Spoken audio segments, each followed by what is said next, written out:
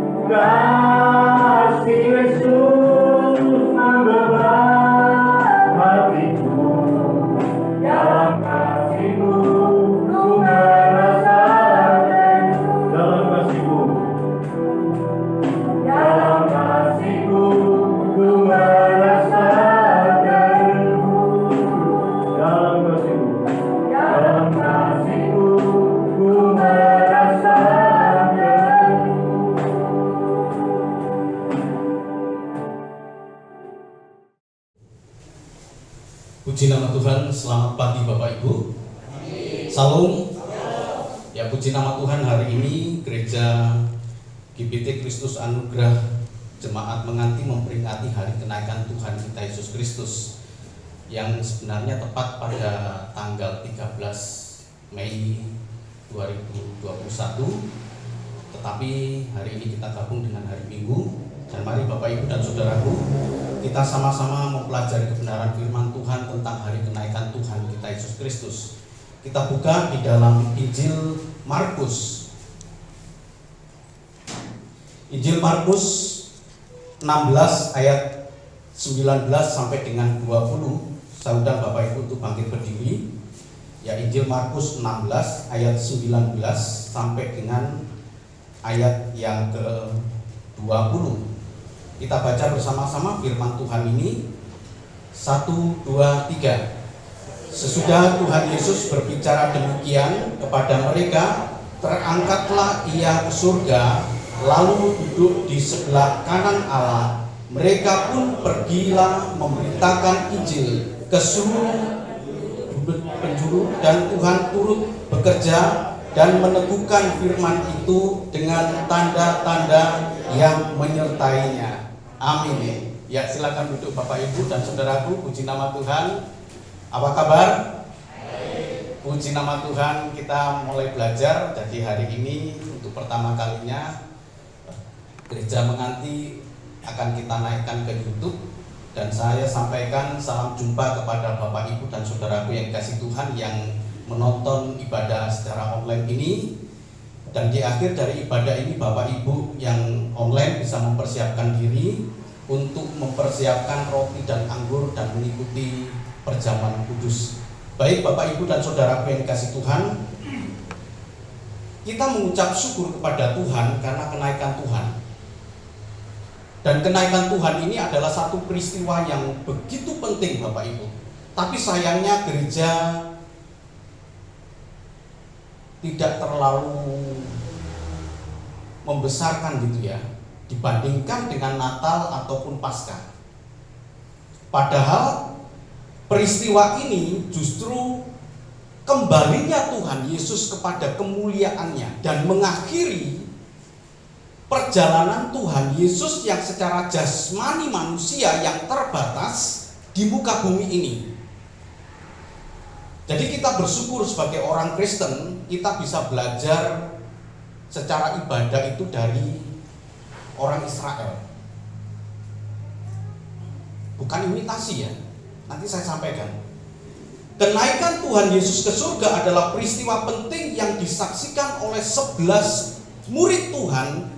Dan firman Tuhan berkata di dalam 2 Korintus 13 ayat 1 maupun Yohanes 8 ayat 17 itu berkata bahwa segala peristiwa yang dialami oleh Tuhan Yesus, segala peristiwa dan disaksikan oleh 2 orang saja, maka itu menjadi sah. Kita bukan agama imitasi ya. Kalau agama imitasi itu adalah segala peristiwa yang ada di dalam Yahudi itu kemudian diimitasikan. Kita bersyukur. Kalau Yahudi punya kiblat, ya, kiblatnya itu Yerusalem. Nah, kemudian Tuhan Yesus berkata, engkau akan beribadah dalam Yohanes 4 itu, bukan di Yerusalem atau bukan di gunung ini, artinya gunung Gerizim itu,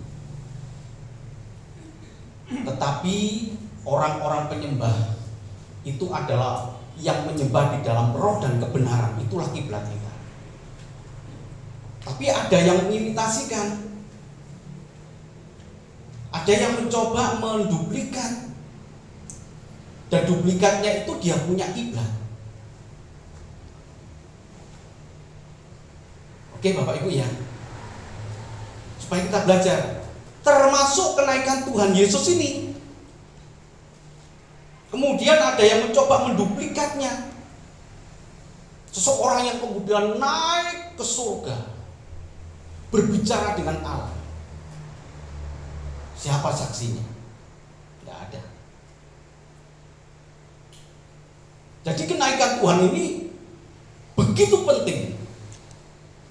Saya ingin menyampaikan pada saat ini buat belajar Bapak Ibu dan Saudara yang kasih Tuhan, bahwa kenaikan Tuhan Yesus, Dia duduk di sebelah kanan Allah Bapa. Coba dibacakan dalam Injil Markus Ya. Maaf, Injil Lukas 22 ayat yang ke 69. Tadi Injil Markus 16 ayat 19 berkata, sesudah Tuhan Yesus berbicara demikian kepada mereka, terangkatlah ia ke surga, lalu duduk di sebelah kanan Allah. Ada beberapa ayat yang Bapak Ibu bisa catat dalam Injil Lukas 22. Saya ingin membacakan dalam Injil Lukas 22 ini, ayat yang ke 69 dikatakan demikian. Mulai sekarang Anak Manusia sudah duduk di sebelah kanan Allah yang Maha Kuasa. Mulai sekarang, jadi begitu naiknya, bukan hari ini, tapi mulai sekarang pada waktu Tuhan Yesus naik ke surga itu, anak manusia, kenapa disebut sebagai anak manusia? Karena dia daging. Dia mengenakan tubuh yang tadinya terbatas, yang tadinya mereka dikenal, dan tidak mungkin Tuhan Yesus pada waktu itu berada dalam dua tempat yang berbeda. Tetapi mulai sekarang anak manusia itu duduk di sebelah kanan Allah yang Maha Kuasa. Jadi Bapak, Ibu, dan Saudaraku, saya tidak perlu menjelaskan lagi mengenai Allah Tritunggal, karena kalau kita tidak bisa memahami Allah Tritunggal, maka pikiran kita tidak akan bisa memahami keadaan ini. Lalu duduk di sebelah kanan Allah Bapa, berarti ada Allah Bapa. Dia Allah Anak. Dia adalah Allah Anak yang mulai saat itu keadaannya sudah berbeda dengan anak manusia yang ada di bumi. Oke, dulu orang bisa menghujat dia, orang bisa menghina dia, tapi sejak saat itu dia Allah. Statusnya Allah, hierarkinya adalah anak Allah. Statusnya Allah, tetapi hierarkinya dia adalah anak Allah. Ada Allah Bapa. Ada dua takhta. Takhta Allah Bapa, Bapak Ibu bisa membaca di dalam kitab Wahyu. Ada Allah Anak. Allah Bapa lebih besar daripada Allah Anak selama-lamanya. Allah Bapa tidak pernah Bapak Ibu bisa lihat, tetapi Bapak Ibu bisa melihat Allah Bapa lewat Allah Anak. Jadi dia duduk di sebelah kanan Allah Bapa. Jadi kalau kita lihat kenaikan Tuhan itu memiliki makna yang begitu besar bagi iman percaya orang Kristen. Sebab dia sekarang kembali kepada kemuliaannya. Apakah dia bisa tidak kembali kepada kemuliaannya? Sangat mungkin, karena dia mengenakan tubuh yang mengandung dosa pada waktu berada di muka bumi, tetapi dia tidak berdosa. Ya, jadi kalau kita lihat di sini, Yohanes 17 ayat yang keempat sampai dengan yang keenam, Tuhan Yesus dalam suatu doa dikatakan demikian. Injil Yohanes 17, ini doa Tuhan Yesus. Bapak Ibu bisa baca perikopnya untuk murid-murid. Ada hal yang menarik kalau Bapak Ibu bisa melihat di dalam ayat yang ke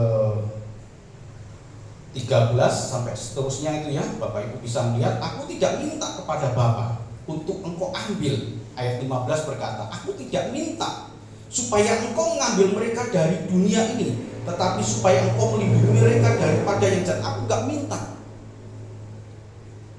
Saya sampaikan ayat 15 terlebih dulu Bapak Ibu ya. Aku tidak minta. Ketika Tuhan Yesus naik ke surga, kembali kepada surga, Tuhan berdoa, aku gak minta Bapak Ibu dan saya, kita semua ini, Tuhan Yesus gak minta dicabut sajalah, kembali bersama-sama. Enggak, biarkan mereka dalam dunia. Tapi Tuhan minta, beri mereka, lindungi mereka. Ayat 15 berkata, tetapi supaya engkau melindungi mereka daripada yang jahat. Nah Bapak Ibu, ayat 4 sampai dengan ayat yang ke-6 ini berbicara tentang kembalinya Tuhan kepada kemuliaannya. Aku telah mempermuliakan engkau di bumi dengan jalan menyelesaikan pekerjaan yang engkau berikan kepadaku untuk melakukannya. Pada waktu Tuhan Yesus mengatakan ini, ayat yang keempat, Tuhan Yesus belum menyelesaikan. Tinggal sedikit lagi Tuhan Yesus, karena ini adalah bagian-bagian terakhir, hari-hari terakhir, waktu-waktu terakhir Tuhan Yesus mau menuju ke salib. Dan dia berkata, aku telah mempermuliakan engkau di bumi dengan jalan menyelesaikan pekerjaan yang engkau berikan kepadaku untuk melakukannya. Ada nilai ketaatan, ada nilai kesetiaan. Lalu konsekuensinya apa? Ayat 5 berkata, oleh sebab itu ya Bapa, permuliakanlah aku padamu sendiri dengan kemuliaanku, ya. Sendiri dengan kemuliaan yang kumiliki di hadiratmu sebelum dunia ini ada. Permuliakanlah aku. Ayat 6 berkata, aku telah menyatakan namamu kepada semua orang yang engkau berikan kepadaku dari dunia. Mereka itu milikmu, dan engkau telah memberikan mereka kepadaku, dan mereka telah menuruti firman-Mu. Aku telah menyatakan namamu. Siapa nama Allah? Yahweh, artinya apa? Juru selamat. Aku telah menyatakan namamu Yahweh juru selamat itu kepada mereka yang kau berikan kepadaku. Dan Tuhan Yesus kan Yesua. Yesus itu dalam bahasa Ibrani-nya Yesua, yang artinya juru selamat. Aku sudah menyatakan itu. Nah, Bapak Ibu dan Saudaraku, kemuliaan yang Tuhan miliki sebelum dunia ada kembali kepada kemuliaannya. Jadi kemuliaan Tuhan itu ditinggalkan untuk sementara waktu oleh Tuhan untuk melakukan pekerjaan Allah Bapa. Nah, Bapak Ibu dan Saudaraku, jadi Tuhan Yesus kemudian kembali kepada kemuliaannya. Jadi duduk di sebelah kanan Allah Bapa itu adalah kembalinya Tuhan Yesus pada kemuliaan yang dulu dia punya. Mari coba kita lihat di dalam Daniel 3 ayat 24 sampai dengan 25.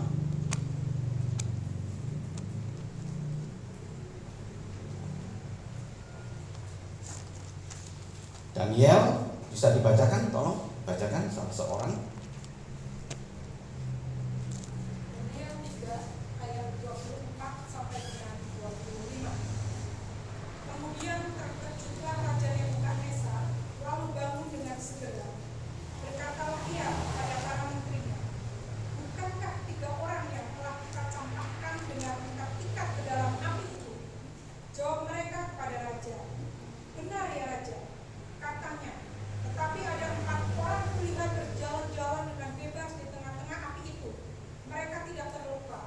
Dan yang keempat itu rupanya seperti anak dewa. Amin. Ini pola pikir dari Nebukadnezar. Dan saya tidak ingin Bapak Ibu punya pola pikir seperti Nebukadnezar yang tidak mengenal siapa anak dewa itu. Loh, bukankah 3 yang kita campakkan? Bapak Ibu mengenalkan kan Sadrak, Mesak, dan Abednego yang kita campakkan ke dalam perapi-apian. Hanaya, Misael, dan Asaria itu nama asli mereka. Bukankah itu yang kita campakkan 3 orang? Kenapa ini kok ada 4?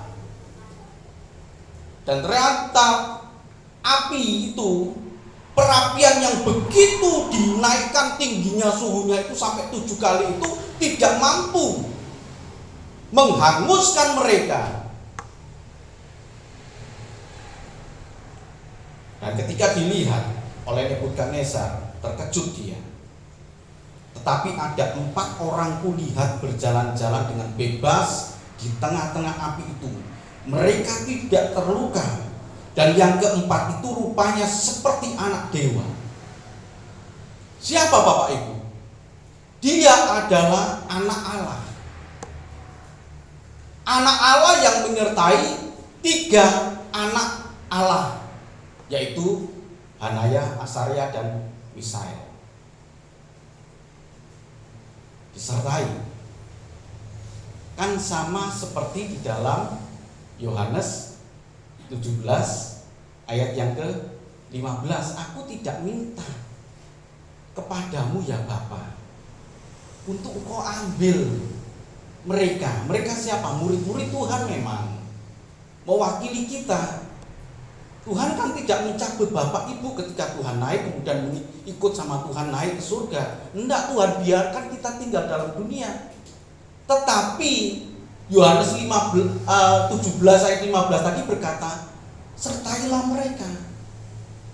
Sama seperti anak dewa di dalam Daniel 3 ayat yang ke-25 ini yang dipandang oleh Nebukadnezar seperti anak dewa, tapi kita sudah tahu ini anak Allah.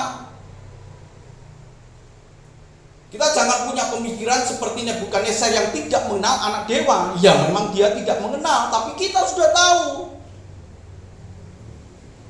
Tuhan Yesuslah yang memberikan perlindungan kepada kita. Tuhan Yesuslah yang membuat kita kuat di dalam kehidupan dunia ini yang saat ini betul-betul Bapak Ibu.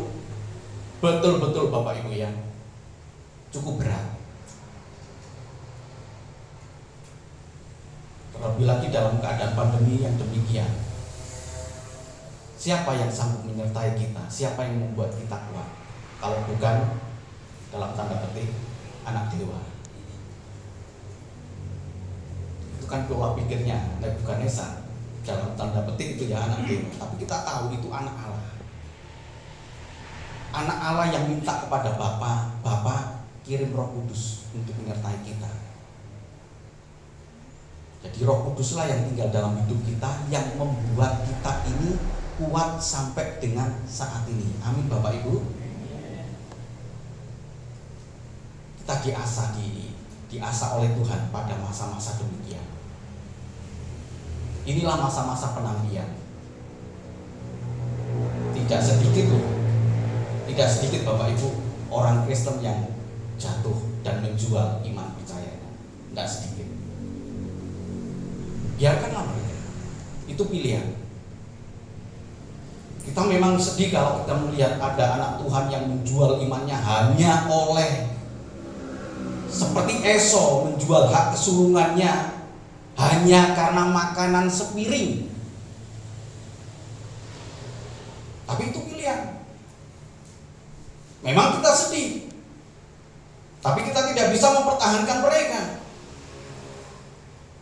Tapi kita yang tahu kebenaran, kita yang sudah mengenal dalam tanda petik anak dewa itu yang menyertai Hanaya, Asaria, dan Misael, saya yakin dan percaya anak dewa itu juga menyertai kita.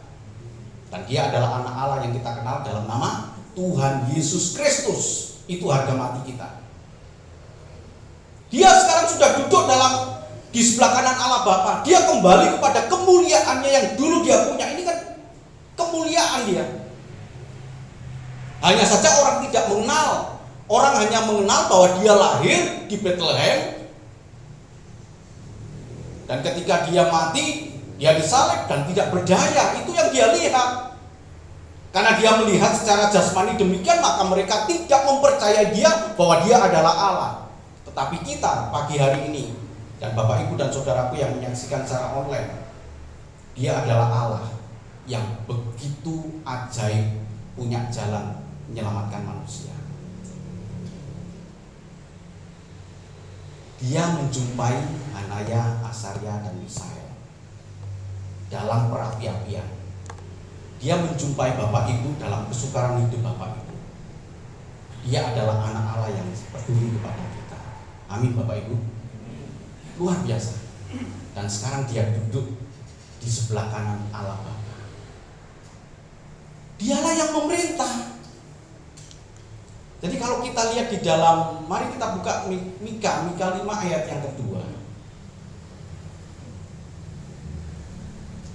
Mika 5 ayat yang kedua dikatakan demikian.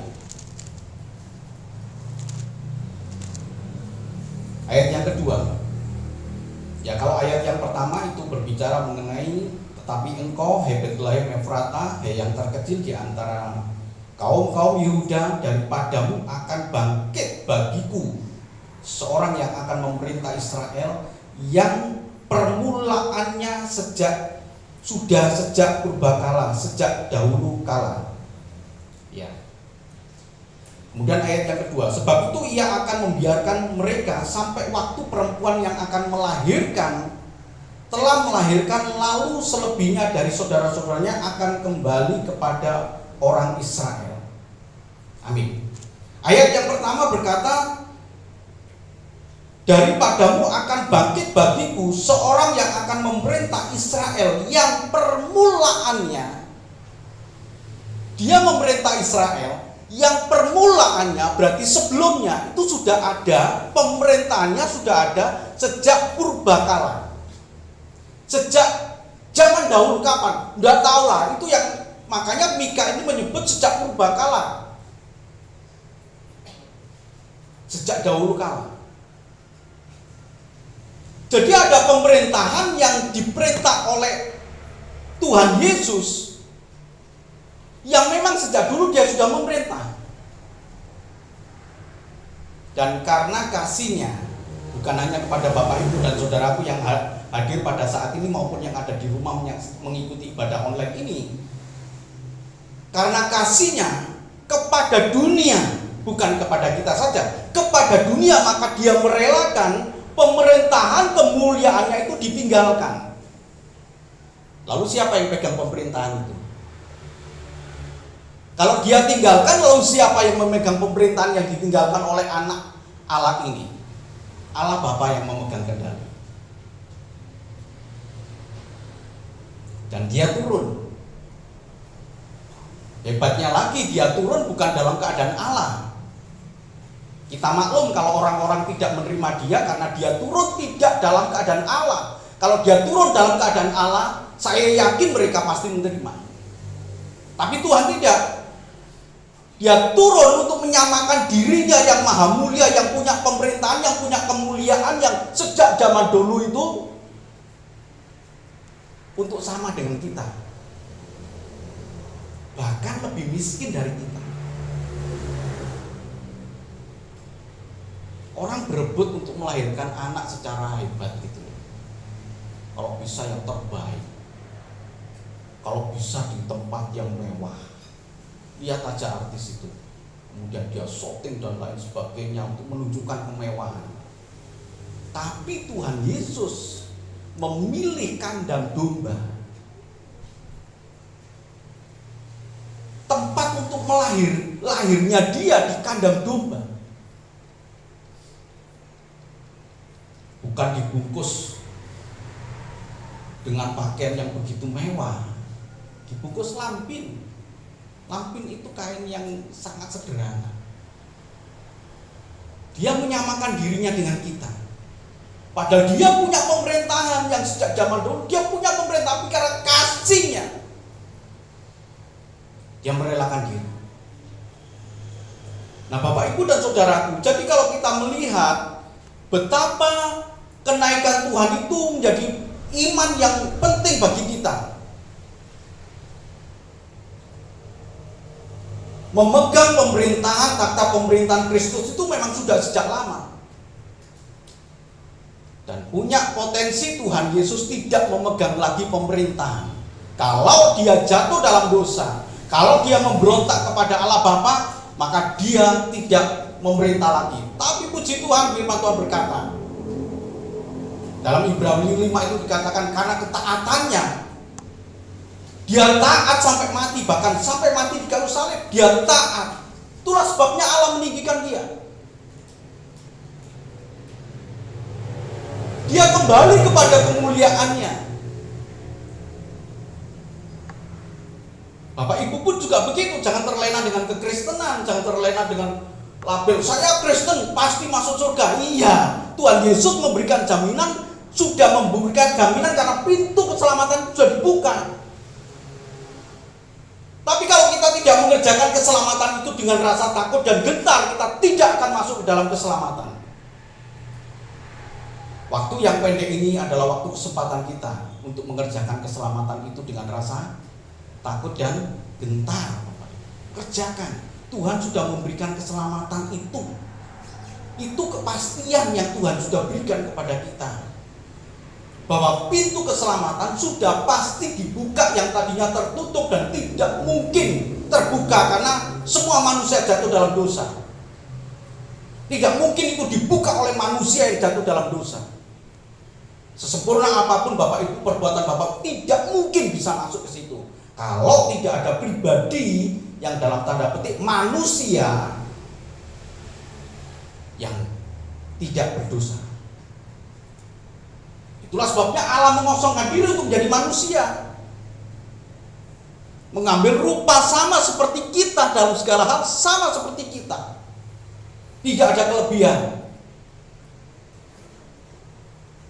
Dan dia kemudian mati untuk menebus kita yang mati jiwanya. Jadi kematian jiwa kita itu telah ditebus oleh darah Kristus supaya kita hidup oleh kematian Dia. Hari-hari ini Bapak Ibu adalah hari-hari yang penuh dengan tantangan kita untuk mengerjakan keselamatan itu. Kita bersyukur kepada Tuhan, Dia naik ke surga dan duduk kembali kepada pemerintahan yang dulu Dia punya. Itulah yang disebut sebagai kemuliaannya. Arti kemuliaan itu sudah Dia seperti Allah, kembali kepada posisi sebelumnya. Jadi kalau hari ini kita merasakan roh Yesus Kristus ada bersama-sama dengan kita, maka Dia ada di tempat lain, omnipresent. Dia hadir di mana-mana. Dia tidak terbatas lagi oleh tempat, oleh waktu. Pada saat yang sama Dia juga ada di berbagai tempat. Dia kembali kepada kemuliaannya.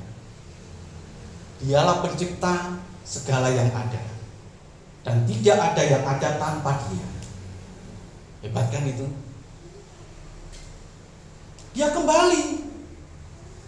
Jadi ini membuat iman kita semakin teguh, semakin yakin begitu Bapak Ibu. Tidak tergoyahkan oleh apapun. Nah, kepada saudara-saudara kita mungkin ada yang bukan Kristen, renungkanlah hal ini. Keselamatan hanya ada di dalam Tuhan kita Yesus Kristus. Mungkin ada yang menonton. Ya, saya survei Bapak Ibu ya. Saya survei, saya itu kan punya banyak temannya. Setiap kali saya bikin status, rata-rata 10% sampai dengan 15% status saya itu ditonton oleh non-Kristen. Ya. Dan mereka dari 10 sampai dengan 15% itu mereka itu memberikan respon dibandingkan dengan orang Kristen yang 90 sampai dengan 80 sampai dengan 90% itu tidak memberikan respon.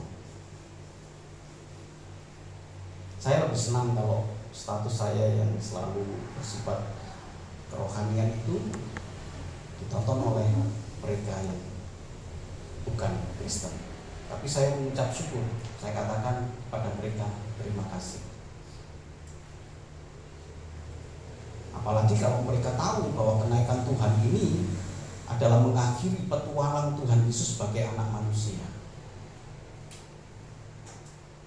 Kalau ada orang Kristen yang hanya melihat sepenggal dari Tuhan Yesus yang manusia saja, akhirnya dia mengakui bahwa dia adalah utusan Allah. Apakah mereka salah? Ya mereka memahami hanya sebatas itu, tapi kita akan tidak. Ada kisah selanjutnya. Bahkan nanti kita ini sedang menantikan kemuliaan Dia. Dia akan datang dalam kemuliaannya. Nah itu Bapak Ibu. Jadi poin yang kedua, jadi pesan penting di sini, tidak lagi menilai Tuhan Yesus yang telah naik ke surga itu dengan ukuran manusia. 2 Korintus 5 ayat 16 sampai dengan 17, Rasul Paulus berkata, sekarang ini aku tidak menilai Dia berdasarkan ukuran manusia. Sudah saya jelaskan, manusia terbatas. Gak mungkin Pak Kuntoro ada di sini kemudian dengan waktu yang sama ada di tempat lain. Tidak mungkin. Saya khotbah di tempat ini dan gak mungkin ada di tempat lain. Tapi Tuhan Yesus pada waktu ukuran manusia ya begitu. Tapi sekarang tidak lagi. Rasul Paulus berkata, aku sekarang tidak lagi menilai Dia dengan ukuran manusia. Kalau dulu ya. Makna yang kedua Bapak Ibu. Makna yang kedua adalah Dia pergi, dia naik ke surga adalah untuk datang kembali menjemput kita. Katakan amin. Itu yang kita tunggu-tunggu. Jangan sampai tertinggal. Kalau tertinggal, ya goodbye. Kita berjuang di sini. Yohanes 14, tolong dibacakan ayat 1 sampai dengan yang keempat. Iya. Yohanes 14 ayat 1 sampai dengan yang keempat. Yohanes 14 ayat 1 sampai yang 4. Janganlah gelisah hatimu, percayalah kepada Allah, percayalah juga kepadaku. Di rumah Bapakku banyak tempat tinggal. Jika tidak demikian, tentu aku mengatakannya kepadamu. Sebab aku pergi ke situ untuk menyediakan tempat bagimu. Dan apabila aku telah pergi ke situ dan telah menyediakan tempat bagimu, aku akan datang kembali dan membawa kamu ke tempatku, supaya di tempat di mana aku berada, kamu pun berada. Dan kemana aku pergi, kamu tahu jalan ke situ. Amin. Ya, Bapak Ibu dan Saudaraku, puji nama Tuhan. Dikatakan di sini, dan apabila aku telah pergi ke situ, sudah naik kan? Sudah pergi kan? Memang Tuhan Yesus pada waktu mengatakan belum pergi, tapi Tuhan Yesus berkata, apabila aku telah pergi ke situ. Tapi sekarang sudah naik dia, dan telah menyediakan tempat bagimu, aku akan datang kembali dan membawa kamu ke tempatku. Bagian ini, tolong Bapak Ibu renungkan, supaya di mana aku berada, kamu pun berada. Pengharapan Tuhan Yesus mengingatkan kepada kita, ini pengharapan Tuhan. Tuhan punya harapan bahwa di mana dia berada, di situ pun kita juga berada. Jangan di tempat lain. Jangan terpisah dengan Tuhan. Orang kemudian mengenal keterpisahan itu adalah neraka. Ya. Tetapi kebinasaan, kekal itu berarti keterpisahan dengan Allah. Firman Tuhan berkata, di mana aku berada, di situ pun kamu berada. Dan kemana aku pergi, kamu pun tahu jalan ke situ. Nah inilah. Jadi kalau kita lihat, kemana aku pergi, kamu tahu jalan ke situ. Thomas berkata, kita bukanlah seperti Thomas yang dulu, tetapi kita ini adalah seperti Thomas yang sudah mengenal Tuhan. Dulu Thomas itu berkata, saya nggak percaya Tuhan Yesus bangkit sebelum aku mencucukkan tanganku ini ke dalam lambung dan jari tangannya yang lubang paku itu.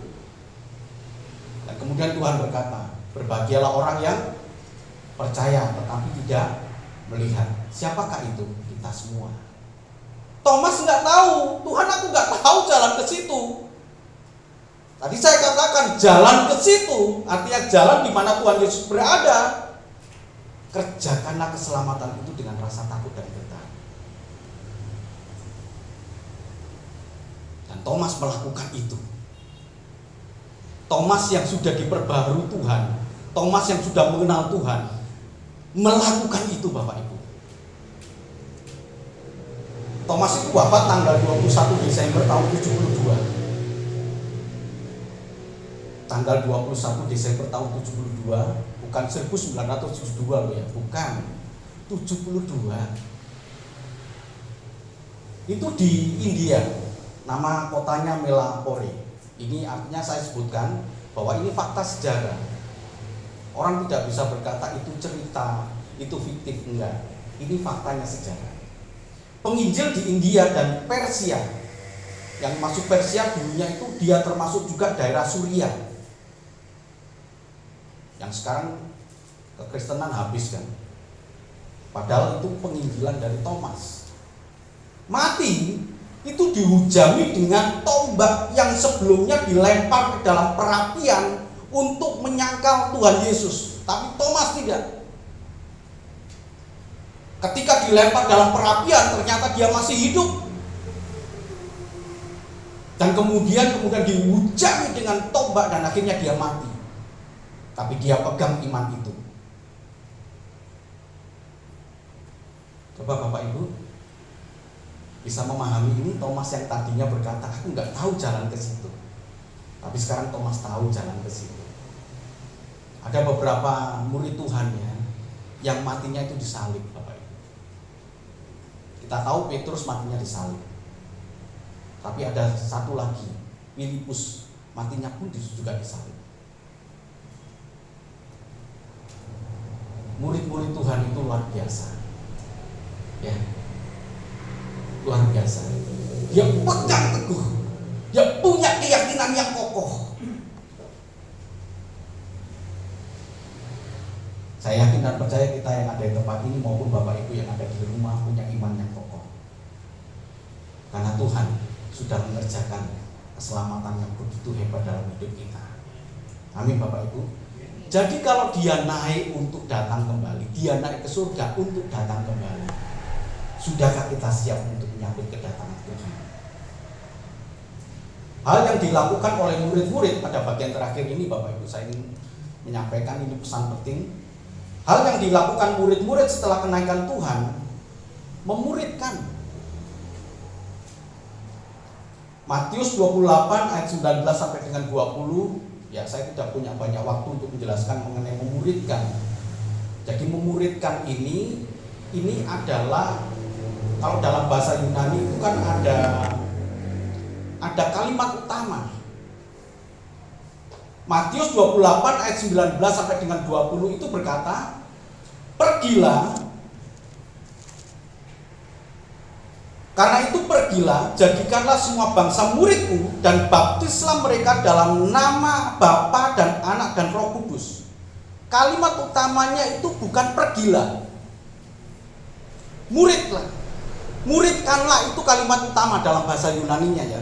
Jadi pergilah itu adalah keterangan, kalau dalam bahasa Indonesia diterangkan, menerangkan, atau menerangkan, diterangkan, kan ada begitu ya.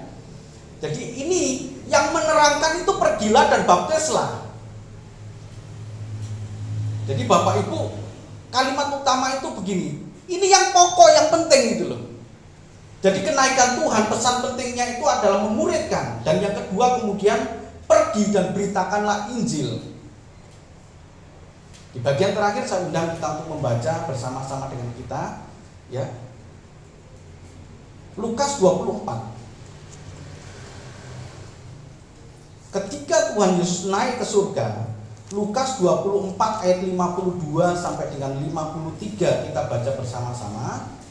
Jadi ini kenaikan Tuhan Yesus, ayat yang ke-52 sampai 53 ketika Tuhan Yesus kemudian terangkat ke surga. Ayat 52, 53 sama-sama 1, 2, 3.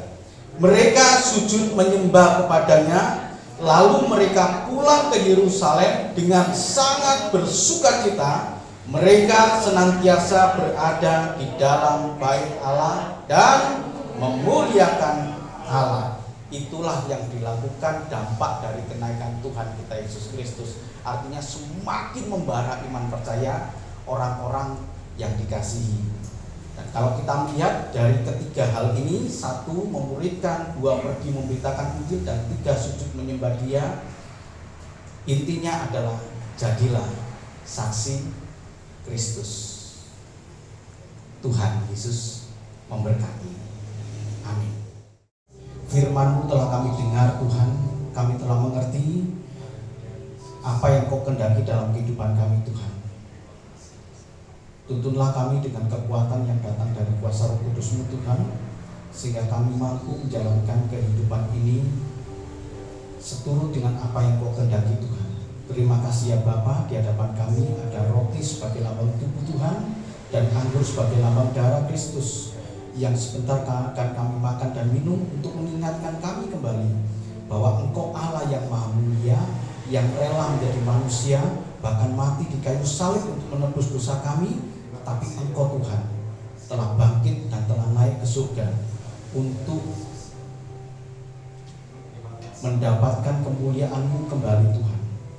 Terima kasih ya Bapa, terima kasih, urapilah kami, ampunilah segala dosa dan pelanggaran kami Tuhan.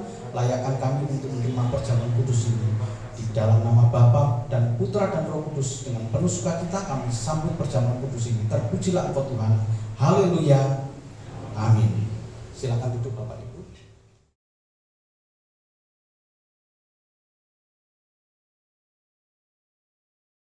Saya undang Bapak Ibu untuk bangkit berdiri. Bapak Ibu bisa membaca ayat yang tertulis di dalam roti tipis ini, dan itu bisa menjadi peringatan bagi kita, nasihat bagi kita, bahkan mungkin janji Tuhan di dalam hidup kita ini. Bukan kebetulan kalau Bapak Ibu memperoleh ayat yang demikian. Saya memperolehnya dalam Injil Matius 25 ayat yang 13 dan berkata, karena itu berjaga-jagalah, sebab kamu tidak tahu akan hari maupun akan saatnya. Mari Bapak Ibu dan Saudaraku, kita satu dalam doa. Bapa yang baik, Allah yang Maha Kuasa, kami sungguh bersyukur pada saat ini Tuhan, Engkau memberikan kesempatan kepada kami untuk kami beribadah, menaikkan pujian pengagungan bagi Engkau Tuhan sebagai ungkapan syukur kami atas kebaikan-Mu Tuhan. Dan demikian juga dengan kesempatan kami memperoleh kebenaran firman Tuhan. Artinya kami masih memperoleh kesempatan untuk memperbaiki hidup kami ini Tuhan, untuk sesuai dengan kebenaran firman-Mu Tuhan. Dan sebentar ya Bapa, kami akan bersekutu dengan tubuh dan darah Tuhan. Ampunilah segala dosa dan pelanggaran kami Tuhan, ampunilah kami. Dan inilah kebenaran firman Tuhan. Sebab apa yang telah kuteruskan kepadamu telah aku terima dari Tuhan, yaitu bahwa Tuhan Yesus pada malam waktu Ia diserahkan mengambil roti, dan sudah itu Ia mengucap syukur atasnya. Ia memecah-mecahkannya dan berkata, inilah tubuhku yang diserahkan bagi kamu. Perbuatlah ini menjadi peringatan akan aku. Mari kita angkat roti dengan tangan kanan lebih tinggi dari kepala kita, hormat akan tubuh Tuhan. Bukankah roti yang kita pecah-pecahkan adalah persekutuan dengan tubuh Kristus? Tubuh Kristus. Dalam nama Tuhan Yesus kita makan tubuh Tuhan.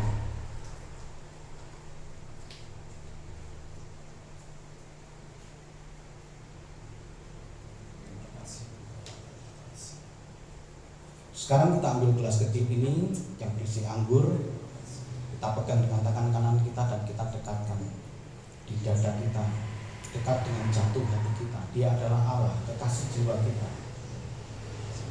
Terima kasih Tuhan. Terima kasih Engkau sungguh baik Tuhan. Demikian juga yang mengambil cawan. Sesudah makan lalu berkata, cawan ini adalah perjanjian baru yang dimeteraikan oleh darahku. Perbuatlah ini setiap kali kamu meminumnya, menjadi peringatan akan aku. Mari kita angkat gelas kecil ini lebih tinggi dari kepala kita, hormat akan darah Kristus. Bukankah cawan pengucapan syukur yang atasnya kita ucapkan syukur adalah persekutuan dengan darah Kristus? Darah Kristus. Dalam nama Tuhan Yesus kita makan, kita minum darah.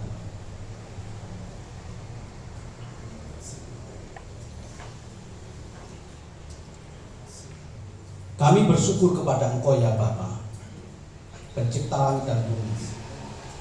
Engkau adalah Allah.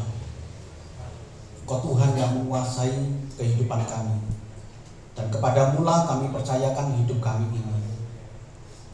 Peganglah tangan kami dan berilah kami kekuatan, sehingga kami mampu menjalani hari lepas hari dengan iman yang semakin teguh sampai kami menutup mata dan berjumpa dengan Engkau Tuhan. Terima kasih ya Bapa. Segala puji syukur, hormat, kemuliaan hanya bagi Engkau Tuhan. Di dalam nama Tuhan kami Yesus Kristus, kami sudah berdoa dan mengucap syukur. Semua yang percaya mengatakan amin. Amin. Tuhan Yesus memberkati. Silakan duduk.